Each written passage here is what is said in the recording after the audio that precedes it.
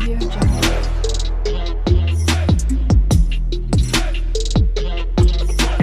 Audio Jungle.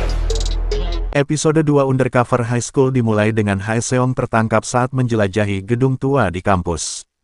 Tidak lain adalah Sua yang menodongkan pistol ke arahnya.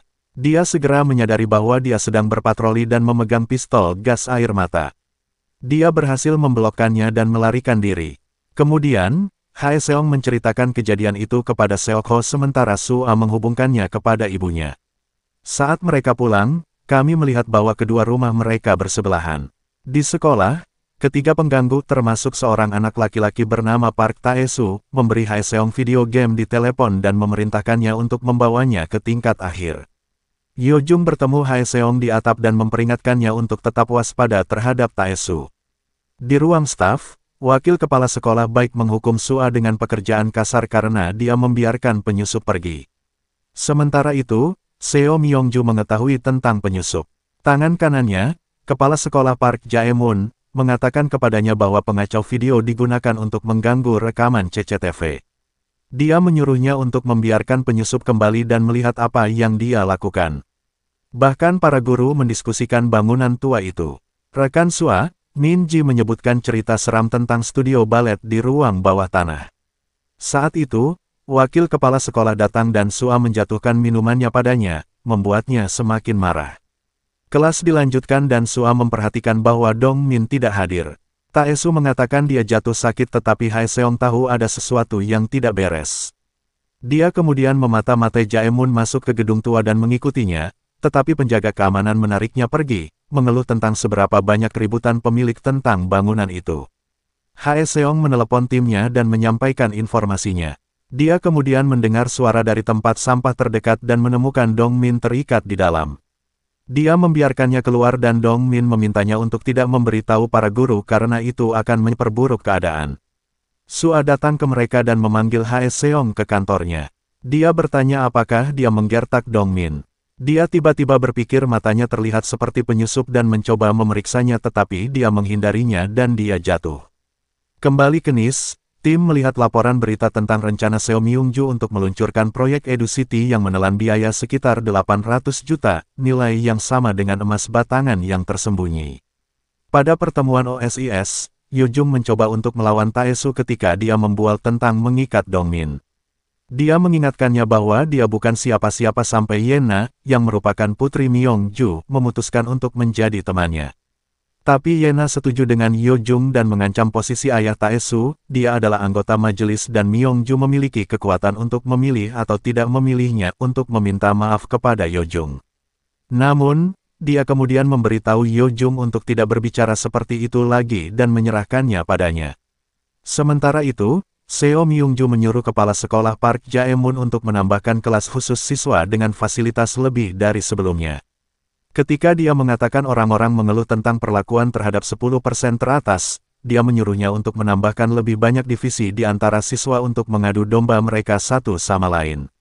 Saat istirahat makan siang, Hae-seong duduk bersama Dong Min ketika dia mengaku tahu cerita seram tentang bangunan tua itu. Dia mengatakan ada seorang siswa balet yang diintimidasi oleh teman-teman sekelasnya. Suatu hari, dia melarikan diri dari mereka dan mengalami kecelakaan yang merenggut kakinya. Tidak bisa menari lagi, dia gantung diri. Para pengganggu menyembunyikan tubuhnya dan sejak itu, hantunya menghantui ruang bawah tanah. Dong Min mengatakan dia telah melihat hantu itu dan menunjukkan kepada Hae-seong sebuah video yang menunjukkan sosok di studio balet. Dalam video tersebut, dia melihat kunci digital di salah satu pintu.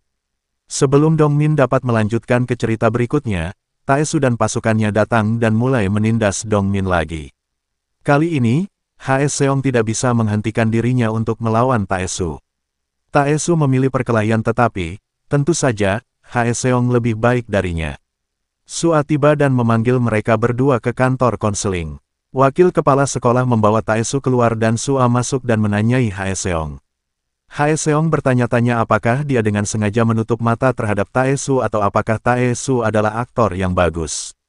Dia bertanya apakah dia benar-benar peduli dengan murid-muridnya.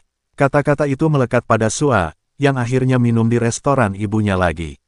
Di kantor NIS, Seok-ho baru saja memberitahu rekan-rekannya tentang bagaimana dia mempercayai Hae-seong untuk menjalankan misi ketika Direktur Kim muncul dengan video Hae-seong meninju Tae-su.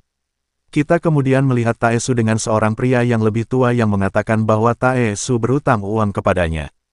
Jika dia tidak punya uang tunai, pria itu mengatakan Tae-su bisa memberinya beberapa kartu identitas sebagai pembayaran juga. Di tempat lain, Hae-seong dan Seok-ho bertemu dengan Direktur Kim, yang menyuruh mereka berdua. Dia juga berkomentar tentang bagaimana Hae-seong mengikuti jejak ayahnya di NIS dan bagaimana dia tidak boleh melakukan apapun untuk membuatnya malu. Sebuah kilas balik menunjukkan Hae-seong kecil dengan ayahnya. Kita melihat ayahnya pergi untuk bekerja pada malam sebelum ulang tahun Hae-seong. Di tempat lain, Tae-su muncul di rumah Dongmin dan membuat alasan kepada neneknya, meminta ID-nya. Dongmin sedang bekerja paruh waktunya mengantarkan makanan ketika dia melihat Hae-seong menyelinap ke sekolah. Dia menyusulnya dan berasumsi bahwa Hae-seong sedang menguji cerita hantu. Dia memasuki gedung meskipun Hae-seong memprotes.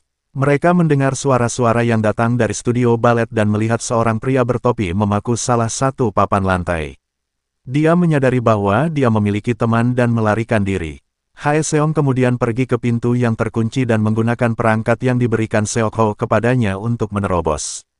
Di dalam, dia menemukan sebuah ruangan dengan banyak buku dan kertas di dinding yang merinci penyelidikan. Dia menelepon Seok-ho dan mengatakan kepadanya bahwa sepertinya Myong-ju juga mencari emas batangan itu. Sementara itu, Dongmin mengangkat papan lantai yang sedang dikerjakan pria itu dan melihat mayat di bawahnya. Di tempat lain, Myong-ju melihat Hae-seong di kamarnya melalui kamera tersembunyi.